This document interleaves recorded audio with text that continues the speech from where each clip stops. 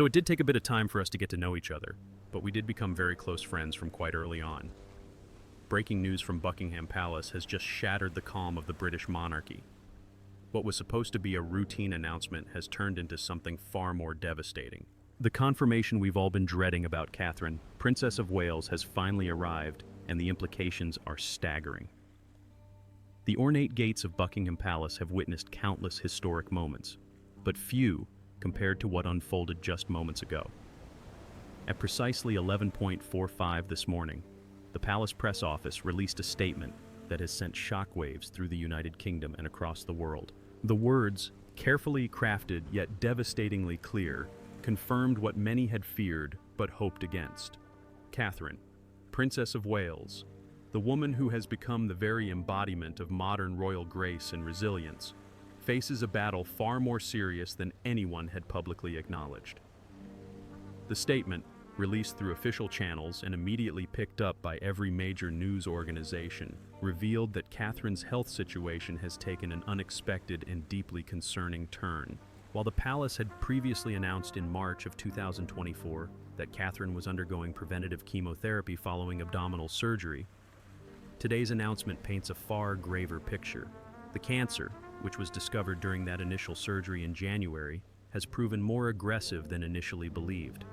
Medical experts advising the royal household have recommended an extended and intensified treatment protocol, one that will require Catherine to step back completely from public duties for an indefinite period. Royal correspondent Jonathan Sacerdoti was among the first to break down the implications on live television. His voice, usually measured and professional, carried an unmistakable weight as he explained that the language used in palace statements is never accidental. Every word is scrutinized, debated, and approved at the highest levels. When the palace uses terms like extended treatment and indefinite period, they're signaling something far more serious than a temporary setback. This isn't about taking a few months off to recover from routine procedures. This is about a woman in her early 40s fighting for her life while trying to protect her 3 young children from the full horror of what their mother is enduring. Within minutes of the announcement, social media erupted. Twitter, now known as X, saw Catherine's name trending worldwide. The hashtag #PrayForCatherine climbed to #1 in over 50 countries. The Instagram posts from royal fan accounts garnered millions of views within the first hour. But beyond the social media frenzy, something more profound was happening. People who had never particularly cared about the monarchy found themselves moved by the tragedy unfolding. Here was a woman who had done everything right, who had devoted herself to public service, who had raised her children with remarkable normalcy despite their extraordinary circumstances, now facing every parent's worst nightmare. The timing of this announcement is particularly cruel. Just last month, Catherine had made what many believed was a triumphant return to public life, appearing at the Remembrance Day service at the cenotaph. She stood on the balcony, impeccably dressed in black, her composure absolute. To the watching world, she appeared to be on the mend, gradually returning to health after her difficult year.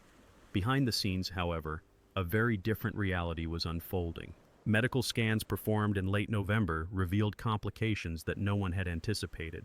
The cancer cells, which doctors had hoped were completely eliminated, had shown signs of activity in areas that filled the medical team with dread. Palace insiders, speaking on condition of anonymity, have painted a picture of organized chaos in the hours leading up to today's announcement. Senior royals were informed late last night during emergency meetings. King Charles Han himself, still managing his own cancer diagnosis revealed earlier this year, was said to be devastated. Prince William, who has been Catherine's rock throughout this ordeal, had to be the one to make the final decision about going public with the full truth. The alternative, continuing to maintain the facade that everything was progressing normally, had become untenable. Medical realities have a way of forcing hands, and the royal family's hand has been forced in the most heartbreaking way possible. To understand the full weight of today's announcement, we must go back to where this nightmare began. January the 16th, 2024 SEDAN was supposed to be a day like any other in the carefully choreographed life of the Princess of Wales. Instead, it marked the beginning of a journey through darkness that Catherine could never have imagined. The planned abdominal surgery, described at the time as successful and for a non-cancerous condition, revealed something far more sinister. During the procedure at the London clinic, one of Britain's most prestigious private hospitals, surgeons discovered abnormalities that demanded immediate biopsy. The results, delivered days later, changed everything. Cancer, the word that strikes fear into the hearts of millions, was now part of Catherine's reality. But this wasn't just any diagnosis. The specific type and location, details the palace has carefully guarded, suggested a particularly aggressive form that required immediate and intensive treatment. Medical experts, speaking generally about such cases, explain that when cancer is discovered incidentally during surgery for other issues, it often means the disease has been silently progressing undetected. This silent progression is what makes it so dangerous. Catherine's decision to undergo preventative chemotherapy announced to the world in that emotional video message released in March was framed as a precautionary measure. She spoke with characteristic dignity, explaining that while the surgery had been successful, tests had revealed the presence of cancer, and her medical team had recommended chemotherapy as the best course forward. What she didn't say, what she couldn't say without causing panic, was that her doctors were deeply concerned about microscopic disease that might have already spread beyond the surgical site. The chemotherapy regimen Catherine endured was brutal. Friends close to the family have quietly shared that the side effects were far worse than anyone anticipated. The nausea, the fatigue, the hair loss that she managed to conceal with expert styling and wigs during her brief public appearances. Each cycle of treatment left her weaker. Yet she persisted with the same determination that has defined her approach to royal life. She wanted to beat this. She needed to beat this. George, Charlotte, and Louis needed their mother. Throughout the spring and summer of 2024, Catherine largely disappeared from public view. The rare photographs released by Kensington Palace showed a woman trying to maintain normalcy for her children. Birthday portraits, casual family snapshots, carefully curated moments designed to reassure the public that the princess was on the mend. But those who knew how to read between the lines saw troubling signs. The weight loss was noticeable. The careful positioning in photographs to hide the toll treatment was taken. The cancellation of appearances at events she would have normally attended without question. By September, when Catherine released a video announcing the completion of her chemotherapy, there was cautious optimism. She spoke of relief, of looking forward to undertaking more public engagements, of the light at the end of the tunnel. The family footage showed her laughing with William and their children in the Norfolk countryside. It seemed like a victory lap, a triumphant declaration that she had beaten the odds. Medical professionals watching that video, however, noted the careful language. She said her chemotherapy had ended, not that she was cancer-free. She spoke of a new phase of recovery, not of being cured. These distinctions matter enormously. The autumn brought what seemed like a gradual return to royal duties. Catherine appeared at Wimbledon in July in a brief but significant public outing. She attended the remembrance service in November, standing with the dignity and grace that has become her hallmark. Each appearance was carefully managed, her schedule meticulously planned to accommodate her energy levels. What the public didn't know was that behind each of these appearances were extensive medical consultations, careful monitoring, and growing concern among her doctors. The scans that should have shown clear progress instead revealed shadows, small areas of concern that required additional imaging, further tests, biopsies that brought back results no one wanted to see. By late November, Catherine's medical team was faced with an agonizing reality. The cancer wasn't gone. It was adapting, evolving, finding ways to persist despite the aggressive treatment she had already endured. New treatment protocols would be necessary, more intensive, more experimental, more uncertain in their outcomes. Throughout all of this, Catherine has maintained a strength that borders on superhuman. Those who have spent time with her during this ordeal speak of a woman determined not to be defined by her illness. She continues to be involved in her charitable work, albeit behind the scenes. She reads every letter sent by well-wishers. She participates in decisions about her children's education and activities. She supports William as he navigates his own increased responsibilities while watching his wife battle for her life. But the toll is undeniable. This is a fight that tests not just physical strength, but mental and emotional reserves that no one should have to draw upon. Behind palace walls, the golden facade of royal life has always concealed private struggles, but rarely has the contrast between public image and private reality been so stark. Behind the palace walls, the Wales family has been living through every family's worst nightmare, amplified by the unique pressures of their position.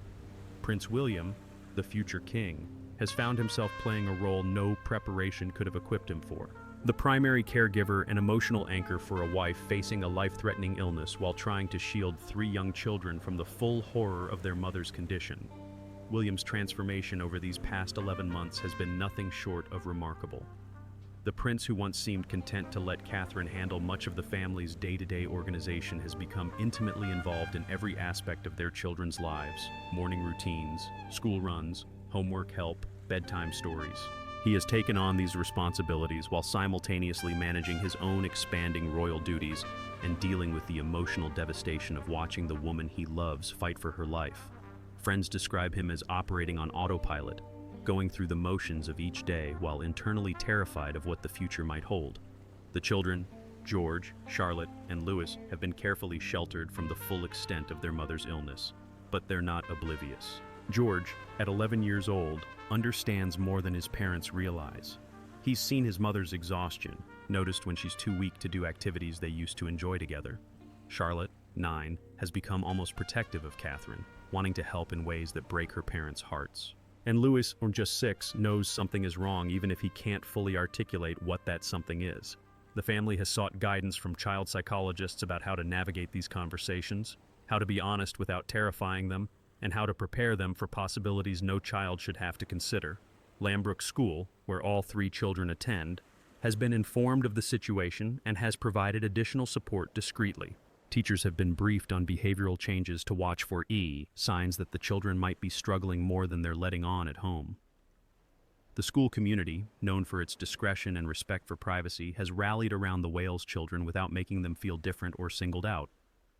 It's a delicate balance, one that requires constant communication between the school and Kensington Palace. Meanwhile, King Charles finds himself in the uniquely painful position of dealing with his own cancer diagnosis while watching his daughter-in-law, a woman he has come to regard as a true daughter, face an even more serious battle. King's cancer, discovered in February during treatment for an enlarged prostate, has required ongoing treatment but has been deemed manageable. His doctors have been cautiously optimistic about his prognosis, but learning of Catherine's deteriorating condition has taken a visible toll on the monarch. He has increased his private visits to Adelaide Cottage, spending time with William and the children, offering whatever support and wisdom he can provide. The dynamic between Charles and William during this crisis has revealed the strength of their relationship. Gone are the tensions that sometimes characterized their interactions in years past. Father and son have found common ground in shared adversity. They speak daily, often multiple times, comparing notes on treatments, sharing fears they can't voice to others, supporting each other through the loneliness that comes with carrying the weight of monarchy during personal crises. Charles has also ensured that William is gradually taking on more responsibilities, preparing him for the possibility that circumstances might accelerate the timeline of succession in ways no one wants to contemplate. Queen Camilla has emerged as an unexpected pillar of strength. Her own experience watching her first husband and several close friends battle serious illnesses has given her a perspective that others lack. She understands the exhaustion, the fear, the guilt that comes with being the healthy one while someone you love suffers. Camilla has spent considerable time with Catherine, not talking about illness or treatment, but simply being present. They've developed a bond that transcends their official relationship, finding solace in shared understanding of what it means to love men who carry the weight of monarchy. The broader royal family has closed ranks in a way rarely seen. Princess Anne, known for her no-nonsense approach and relentless work ethic, has quietly taken on additional engagements to ease the burden on Charles and William. Prince Edward and Sophie, the Duke and Duchess of Edinburgh, have increased their public appearances and have been particularly supportive behind the scenes, offering practical help and emotional support. Even the traditionally more distant royal cousins have reached out, offering whatever assistance they can provide. But perhaps the most poignant aspect of this crisis has been the response of those who have lived through similar royal tragedies.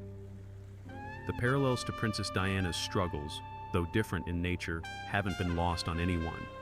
William's determination to protect Catherine and their children from the media circus that consumed his mother's life has intensified. He has taken personal control of information release, insisted on privacy for medical appointments, and made it clear that boundaries around his family are non-negotiable. The trauma of his childhood has informed every decision he's made during this crisis, for better or worse. the medical reality. To truly grasp the severity of today's announcement, we must delve into the medical realities Catherine faces, understanding that while the palace has not disclosed specific details, the language and context provide significant clues. Cancer in women. Catherine's age, particularly when discovered during surgery for seemingly unrelated issues, often involves gynecological or gastrointestinal systems. The aggressive nature suggested by the need for preventative chemotherapy, followed by extended intensive treatment, indicates a disease that has proven resistant to initial therapeutic approaches. Dr. Sarah Mitchell, an oncologist at Royal Marsden Hospital who has not treated Catherine but speaks generally about such cases, explains that when cancer requires multiple treatment protocols, it suggests either a particularly aggressive cell type or disease that has shown capacity to evade initial treatments. Modern chemotherapy is remarkably effective for many cancers, but some cell types develop resistance mechanisms, essentially learning to survive despite the toxic environment created by chemotherapy drugs. When this happens, oncologists must pivot to alternative approaches, often combining different chemotherapy agents, adding targeted therapies, or considering immunotherapy options. The preventative chemotherapy Catherine completed likely consisted of multiple cycles administered over several months. Each cycle involves receiving powerful drugs designed to kill any remaining cancer cells, followed by a recovery period where the body rebuilds strength before the next round. The side effects, nausea, fatigue, hair loss, compromised immune function, increased infection risk are challenging enough, but it's the psychological toll that often proves hardest. Knowing that poison is coursing through your veins, killing the bad cells but also affecting healthy ones, hoping that you're doing enough but never having certainty until follow-up scans are completed. Those follow-up scans, typically done at 3-month intervals after chemotherapy completion, are make-or-break moments. Patients wait in agonizing anticipation for results that will either confirm remission or reveal that more treatment is necessary. For Catherine, the scans performed in late November revealed the latter. Imaging showed either new areas of concern or growth in regions that should have been clear. This finding necessitated additional biopsies to understand exactly what was happening at a cellular level. The results of those biopsies informed today's announcement. When cancer recurs or proves persistent despite initial treatment, the calculus changes dramatically. First-line chemotherapy protocols are generally the most effective. Second and third-line treatments often have lower success rates and more severe side effects. Doctors must balance aggressive treatment against quality of life, always mindful that the patient is not just fighting disease but trying to maintain some semblance of normal life. For Catherine, this means treatments that won't completely incapacitate her but also have realistic chances of success. The medical team assembled for Catherine's care represents the absolute pinnacle of British oncology. Specialists from Royal Marsden, consultants from other leading cancer centers, experts in specific treatment modalities. They meet regularly to review her case, debating approaches, considering clinical trials, exploring every possible avenue. The King's personal physicians coordinate with Catherine's team to ensure continuity of care and shared learning from both cases. This collaborative approach represents medicine at its finest, but it also underscores the seriousness of the situation. You don't assemble such a team for straightforward cases.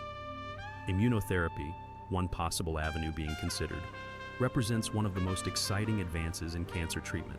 These therapies essentially train the patient's own immune system to recognize and attack cancer cells.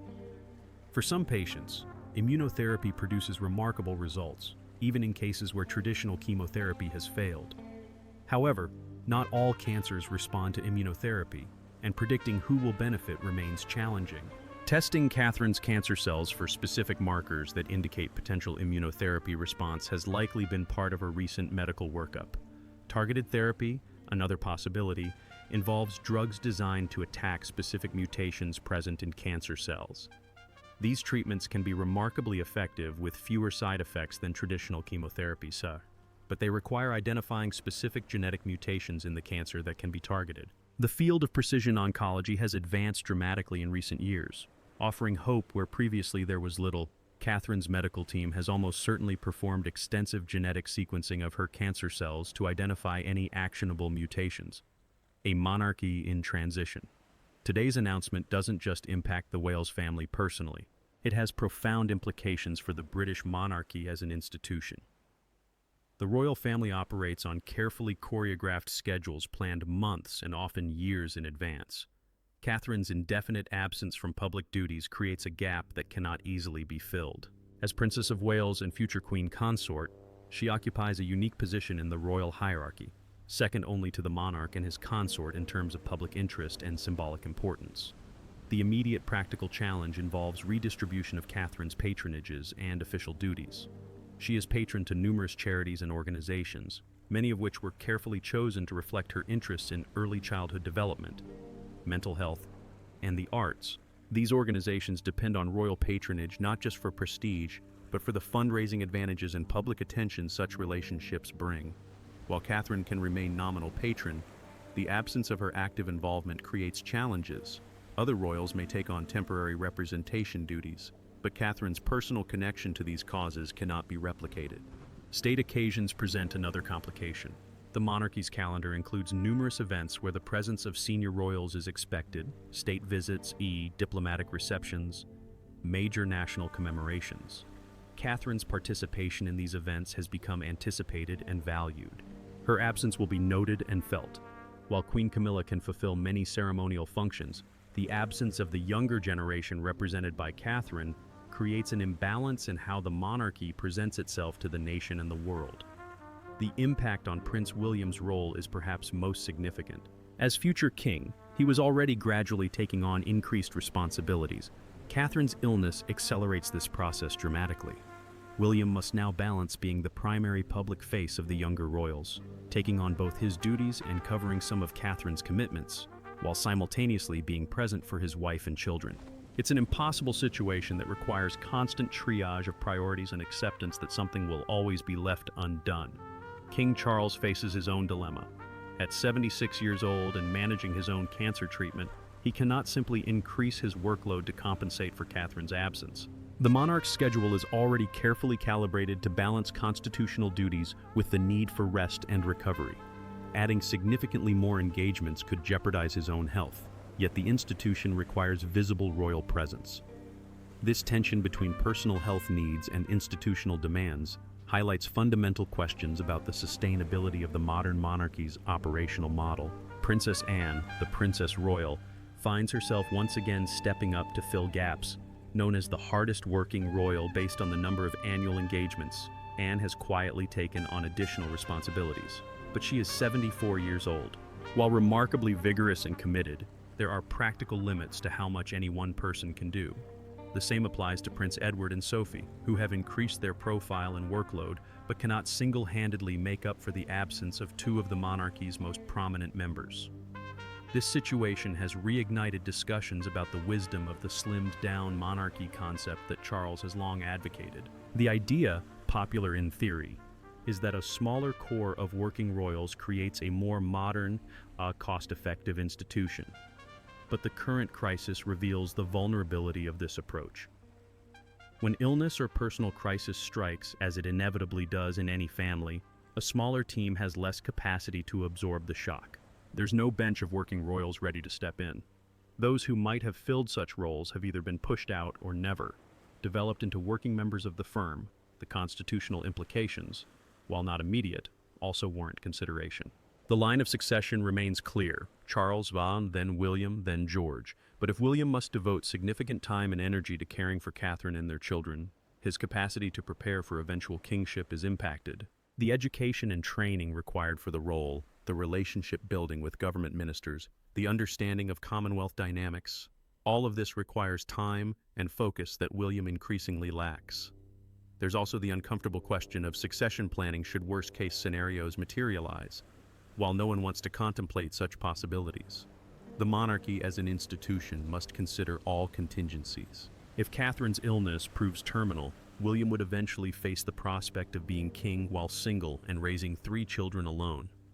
Historical precedent exists, but modern expectations of the monarchy differ vastly from those of previous eras. The public has come to value the stable family image that William and Catherine represent. Losing that would fundamentally alter the monarchy's appeal and relevance to younger generations. Parliament and the government, while publicly maintaining respectful distance from royal health matters, privately monitor the situation closely. The monarchy's stability is considered a national interest. Any significant disruption to royal functions or succession planning has implications for Britain's constitutional order and international standing.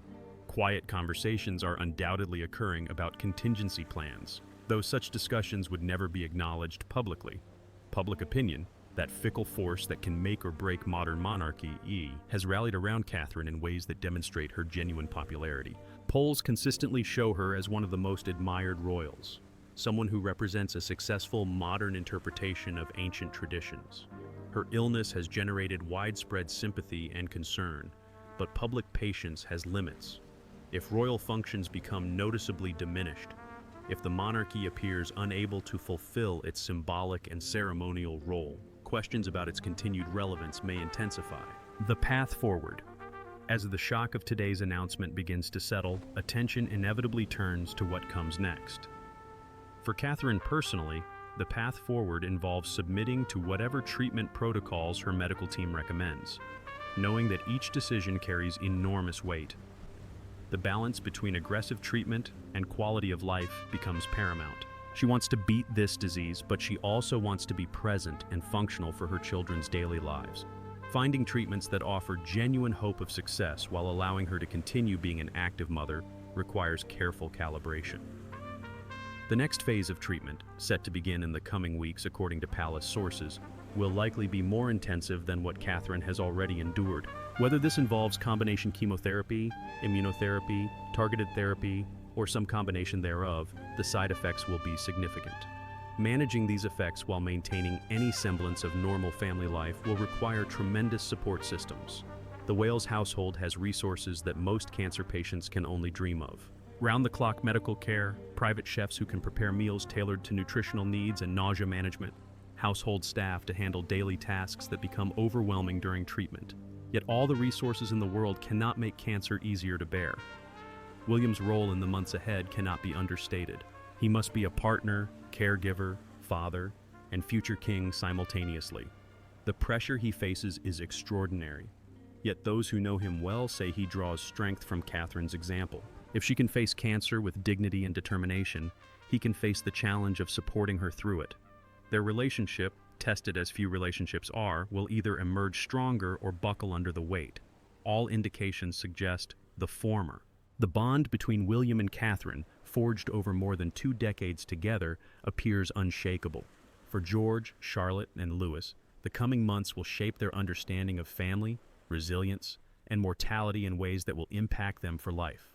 Child psychologists emphasize the importance of age-appropriate honesty, maintaining routine wherever possible, and ensuring children know they can express their feelings without burdening their parents. The Wales family has apparently embraced this approach, having regular family meetings where the children can ask questions and express concerns.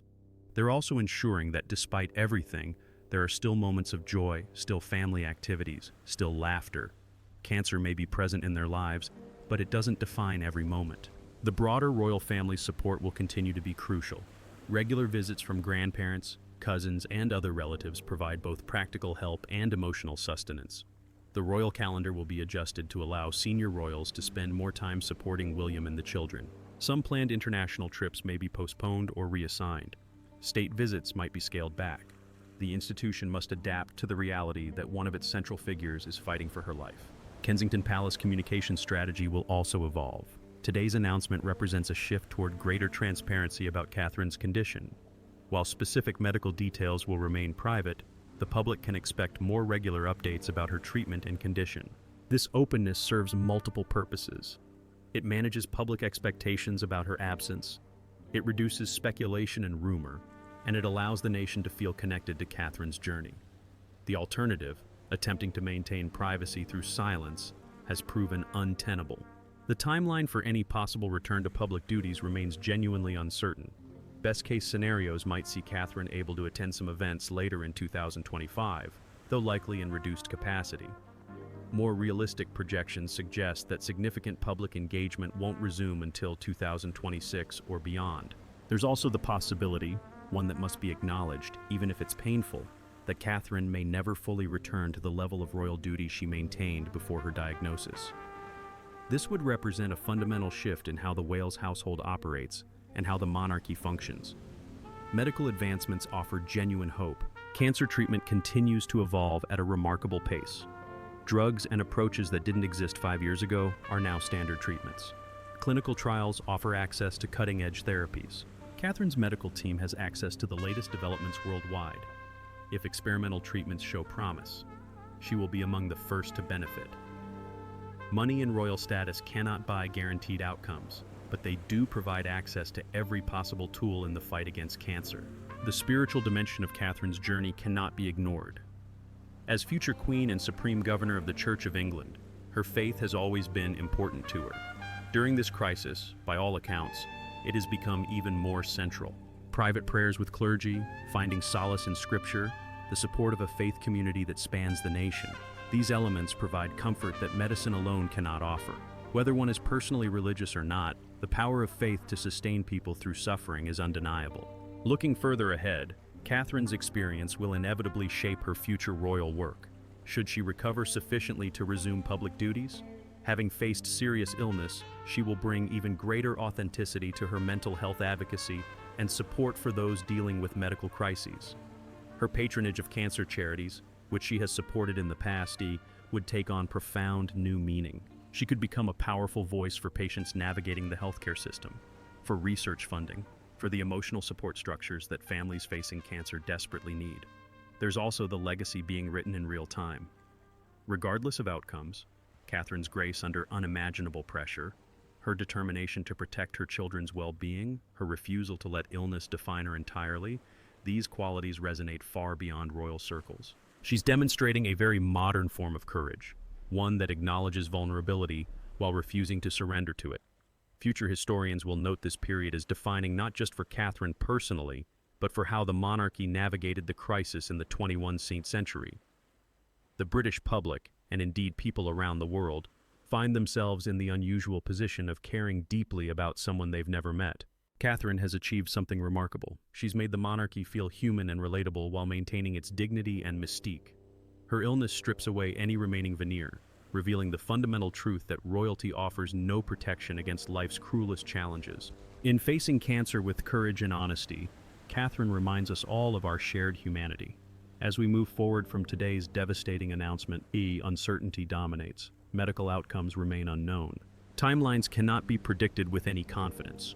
The only certainties are that Catherine will continue fighting with every resource available to her, that her family will stand beside her regardless of what comes, and that a nation holds its breath hoping for positive news in the weeks and months ahead. The coming days will bring more details as the palace adjusts to this new reality. More medical appointments, more treatment decisions, more careful management of public information versus private suffering. Through it all, the focus remains where it should, on a wife, mother, and daughter fighting for her life. The titles and tiaras fade into insignificance beside that fundamental human drama. Today's announcement from Buckingham Palace marks not an ending, but a transition into a new, more uncertain phase of Catherine's cancer journey. The battle continues, the outcome remains unknown, and all we can do is hope, pray, and support from afar as one of Britain's most beloved figures faces the greatest challenge of her life. The fairy tale romance that captured hearts worldwide now faces its darkest chapter. How this story ends remains unwritten, but the courage with which it's being lived deserves our profound respect and support.